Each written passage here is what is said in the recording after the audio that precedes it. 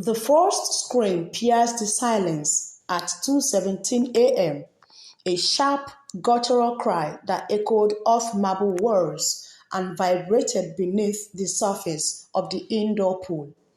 No one outside the mansion heard it. Of course, the nearest town was 35 miles away. Inside the isolated estate surrounded by forest, it had already begun. Liora had known pain before: hunger, loneliness, the kind of grief that makes your chest feel like it's caving in. It's nothing compared to this.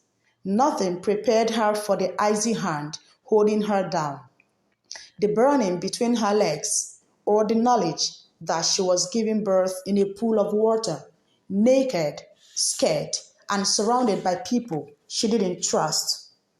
The water was warm, almost too warm, like it was alive. It clung to her skin in a way that felt unnatural. The candles around the perimeter of the pool flickered, casting elongated shadows of the hooded figures watching her. They said it was a sacred ritual. She said it was hell. 18 years old, that's all she was. A girl with dimples, a soft voice, and a dream to become a marine biologist. A girl who liked stars and sand and playing with her little brother.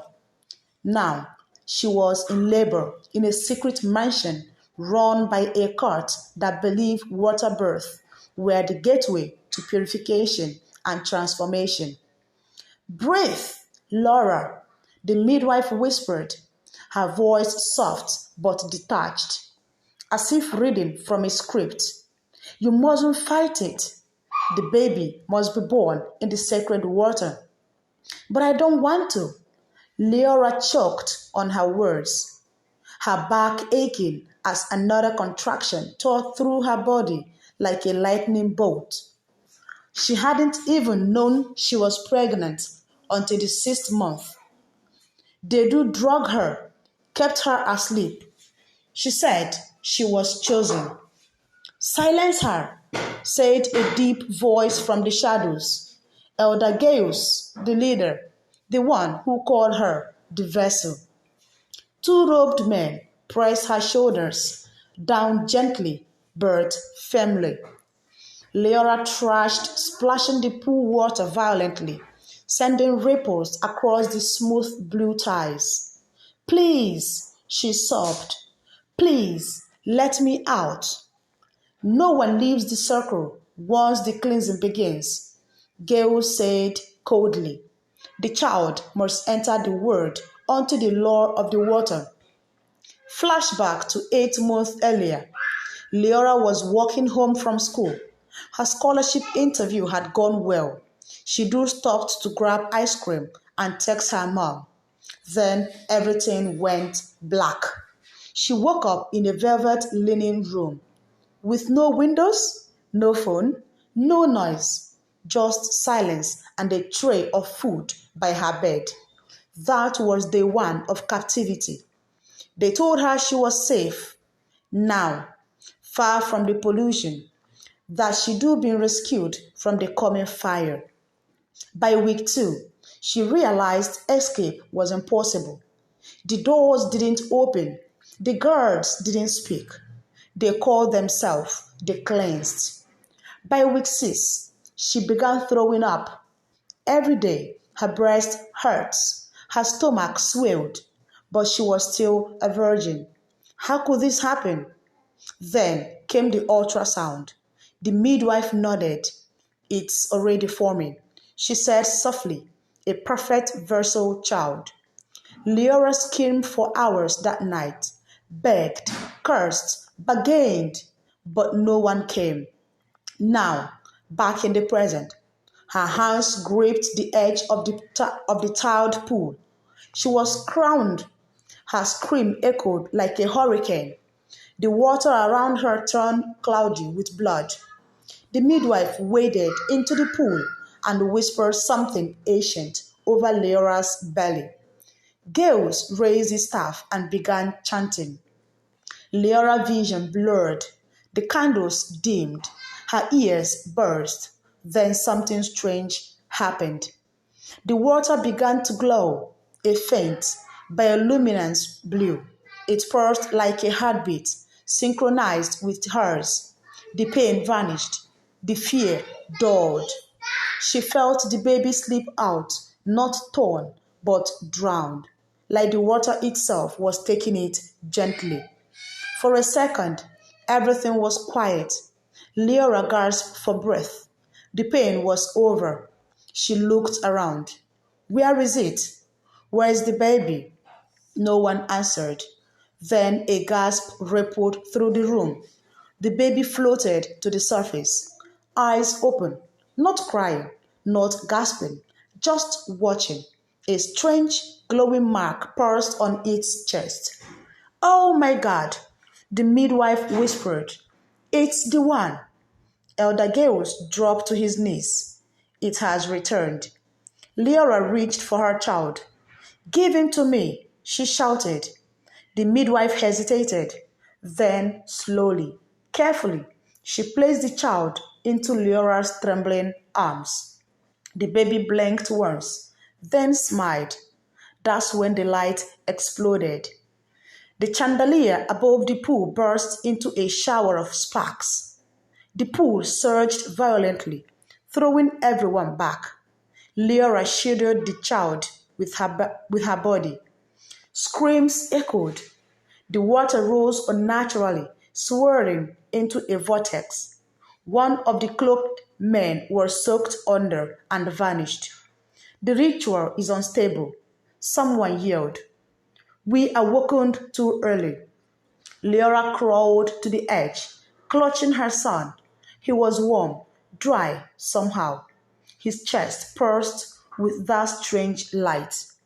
The door burst open. A woman drenched, armed, wide-eyed, stormed in. Liora, she shouted. It was her mother. Behind her were armed men in black. Special ops, guns raised. The court scattered. Screams, shots, chaos.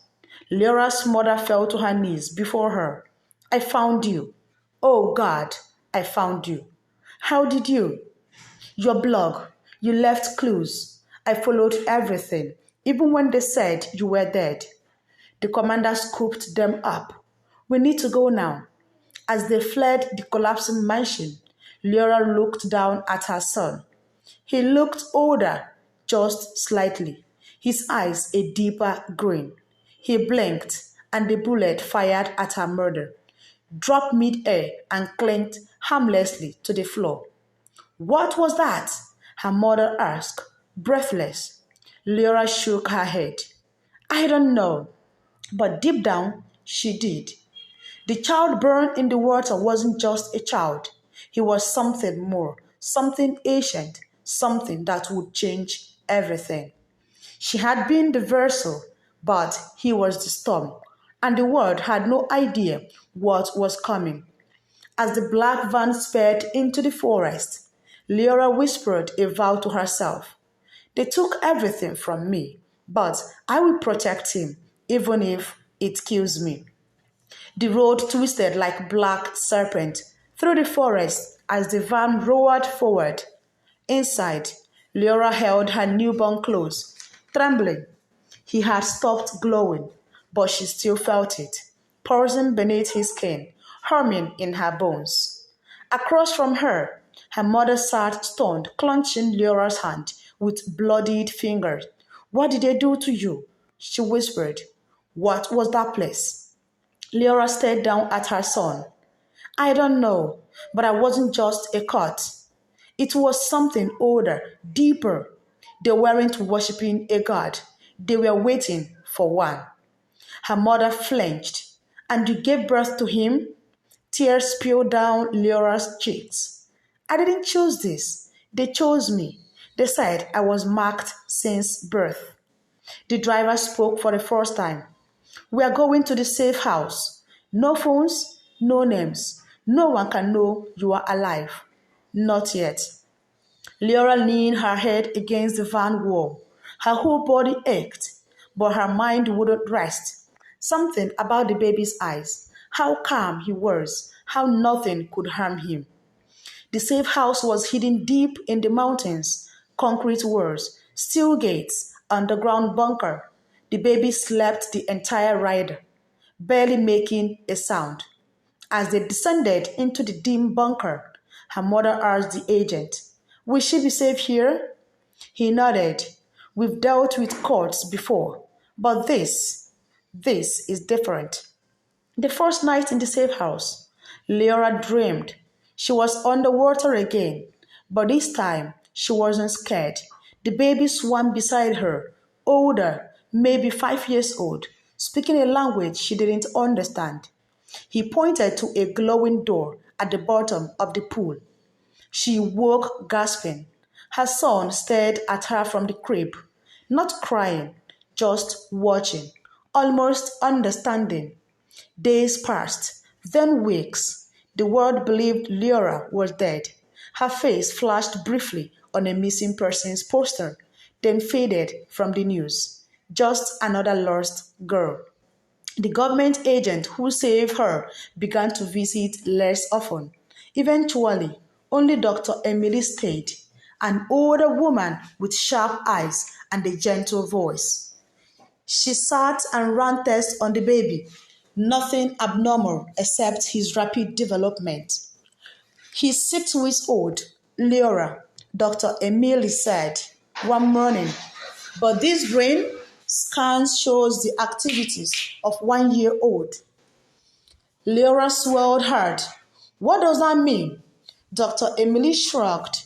It means he's not just growing, he's learning, absorbing, faster than anything I have ever seen. Liora didn't tell her the rest. That's something.